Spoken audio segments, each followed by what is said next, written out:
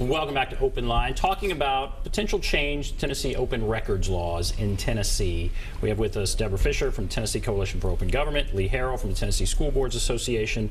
We're going to take some calls. Let's go to Taylor. Hello, Taylor. Good evening, Ben, and good evening to your guests. Evening. This is a very important subject and one I'm very interested in. I, like all politicians, are interested in transparency, except I actually believe that and I hope that we can have that across this state. Now, the School Board Association gets requests, and those requests, no matter what kind of request it is, are not normally handled by your little old small county clerk's office. A request concerning education would go to the school board to fill out that information.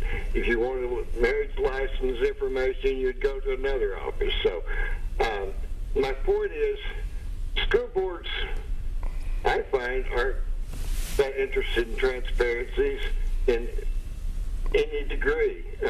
You think school boards are not as interested in transparency as they should be? Is that what you're saying? I don't think they are. I think not that they're some sort of secret organization, but they're just not that interested in the public knowing a lot of this stuff. And well, this bill was not brought by a general group of clerks across the state. This is a school board sponsored bill that, just like the request about attorney's fees, that $2,000 was an attempt to not have to share that information, is the reason they were quoted so high. So that's, I know what you're talking about there. Okay, but let's ask about that. Taylor, all right, thank you for the call. Thank you. And he's saying school boards don't want to be so transparent. Yeah, you're the ones that are kind of bringing the issue. What do you say to that? Well, Taylor, thank you for the call, but I would certainly respectfully disagree. I think what you see more often with school systems in general is that because of all the state exemptions and federal exemptions, because of student confidentiality and teacher confidentiality, they have to be much more careful. And your typical request for a file might take a little more scrutiny than a typical public file may. I don't know what experience he's had with his school district, but I certainly think the vast majority of them want to be transparent, while at the same time, like we've said earlier, recognize the issue that some of them are facing. Okay. Do you have any comment on that one? Well, you know, I think there are a lot of school districts and school boards in the state that do understand and want to be transparent. You know, we've heard from public officials about that. I mean, there is a case in Sumner County, which is just, you know, in your viewing area, where the school board denied a request to see, of all things, a public records policy, which maybe was 1 or 2 pages, because the person did not submit the request either in person or by U.S. Postal Service. The person actually emailed and then followed up with a phone call. And so the school board in Sumner County has now spent more than $100,000 fighting this lawsuit. The person sued. It could have been real quickly settled, and they could have just given him the policy. They gave it to him about, I think, a year later. The suit was already in court, and they've continued to spend, you know, taxpayer money. I mean, talk about the you know, open pocketbook to spend taxpayer money to protect this ability to deny a public records request just because you didn't send it in the right way. And I think Taylor was mentioning that. And how, when you hear that story, how is that defensible? Well, again, I will tell you, I know that case, I believe, is still ongoing. I don't know what the outcome is going to be. If it turns out that they drug their feet, they were trying to hold the records, and again, there should be some kind of penalty there. But I think the law at best is vague on when the law says you have to be a citizen of the state. Then I think a lot of districts are a little skeptical to take any request other than in person or in writing to prove that you're a citizen of the state. Again, if it turns out that it was simply a policy and you spent $100,000, I'm not going to sit here and argue that that was the best expenditure of funds. but I don't know that particular situation that well. All right, let's go to Tiffany. Hello, Tiffany. Hello, yes. What I don't understand is why would a school board want to charge people for sick records? You know, if it's someone that is abusing the system, then you penalize that particular person. But these records should be open for everybody to see for free. Okay? But it troubles me that a school board would want to make people pay to see records. You know, school boards, they should want to be transparent. You know, and this is troubling to me. It makes me think that they're trying to hide something or something like that. But this is totally unfair. It should be unconstitutional because these records should be kept open and free for everybody to see. Okay, Tiffany, thank you. So obviously, very emotional there. Right. And going back to something that Deborah said that might fishtail in with what Tiffany's talking about there. If the notion is that these records, all right, so maybe they are difficult to compile, but if the notion is that it should be transparent, in this day and age when there's so much that we could digitize and digitally do this and that, shouldn't that maybe be where the focus should be? That, okay, it's taking a long time to compile some of this stuff, probably because the records are so antiquated, and it's so difficult to make a copy and then redact something and then make another copy. This could be handled in a more efficient way. Well, and thanks for the call again. I think there's a lot of passion in this issue, which is why I'm glad you all asked me to be here. I think a lot of the records are held electronically, are easily accessible, but that doesn't mean they don't have to be reviewed. That doesn't mean they don't have to be redacted. And that's where the time and the cost is associated. Most of these records can be accessed through databases or spreadsheets or whatever programs they have for their school system. But when all of a sudden Social Security numbers, student disciplinary actions, students' names, period, have to be redacted from all of those documents, it makes it much more difficult to do so without it being a costly process. And again, she mentioned it, I think, somewhere in her question.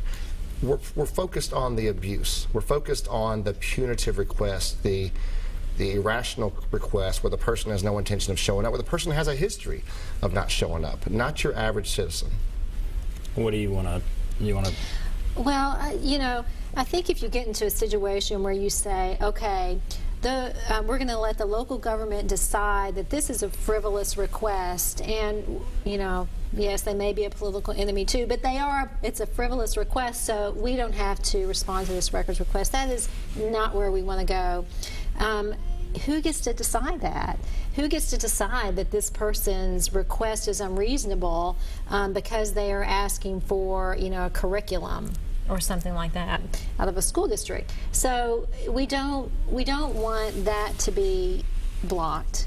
And, you know, the passion that the caller expressed, what was amazing about these 3 public hearings that were just held is overwhelmingly people from all different backgrounds spoke in favor of access. We had government officials, we had the people in Knoxville who were individual citizens, we had media members, we had nonprofit groups, we had people interested in genealogy who all saw the problem with charging fees for inspection. The Knox County mayor and the Knoxville city mayor both came out and said, no, we shouldn't have, totally different political stripes there, but they both came out and said this would be a problem. They understood immediately, and they have a lot of experience, and their staff spend a lot of time fulfilling public records requests, but they saw how this would change the law fundamentally and really shut down access. There have been hearings across the state. We here in Nashville, I went to the hearing and covered it. We may show that story a little later, but we have several calls, so I want to get to that.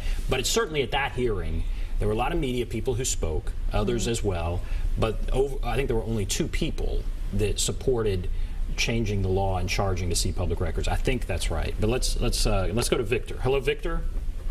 Yeah. What's on your mind? I have a feeling that the public records is a very important thing to always keep open. It's part of government. We pay tax dollars, and it doesn't matter if there's a frivolous receipt or not. We should always be able to access access our government officials and what we pay our tax dollars for, whether it's they consider it frivolous or something that's very important. If we stop doing that, then we will be in trouble. All right. Thank you. Let's go to Bob now. Hello, Bob. Yes, I think it's a good program and good people. I think it's a matter of civics. It's the abuse. If they don't pick, if they make a request and y'all do it and they don't pick it up, I don't know, going to full 3 strikes or something. But anyway, do you know how hard it is to get to those places to get your medical records, your own personal records, and things like that? It's just,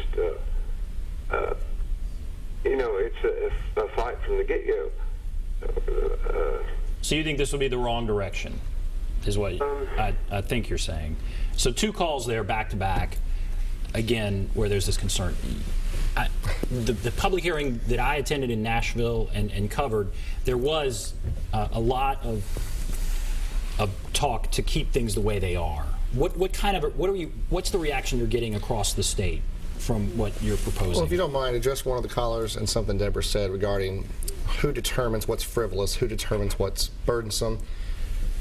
That's the issue I raised 2.5 years ago when I said governmental entities are often frivolous. The same way I don't want a school system or a city council determining what's frivolous, I don't want a requester determining what's frivolous. That's why I've wanted these conversations. That's why I was very happy that this is a year-long process discussing this issue.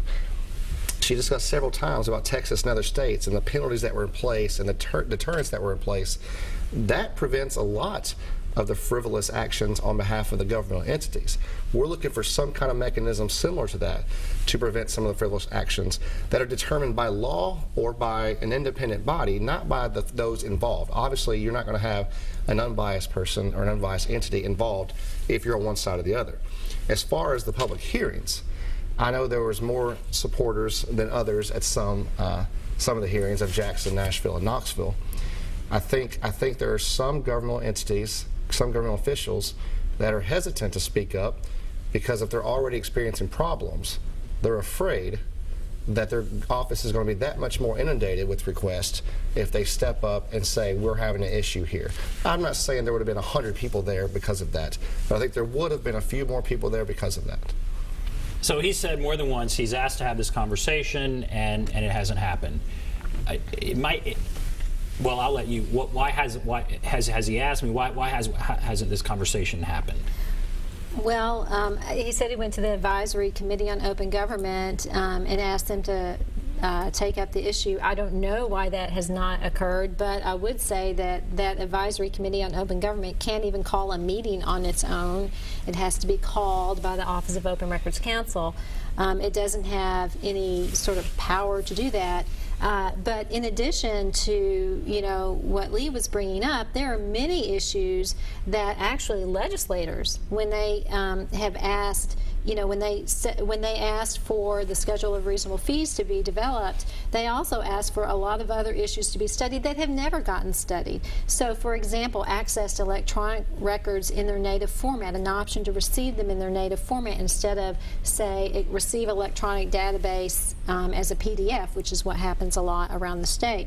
The ability to make your own copies. So, either through a self-scanner or now, people can take a phone and with their smartphone and take a picture of a record. How much would that save in time and copying cost of putting something through a copy machine? So there are things that do need to be fixed. And what has been terrific about the public hearings, thank you, Lee, is that a lot of these issues have come to the fore. A lot of the problems with the schedule of reasonable fees and what is happening to people who are asking and paying for copies or having to do, when they get a bill for it's going to cost you $2,000 to get copies of 1 year's worth of outside counsel payments. What are you going to do as a journalist? So, all right, we'll take a break and come back and talk about that. What you're saying is that there are already barriers, and to add another level here could make more barriers. All right, we'll take a break. We'll be back right after this.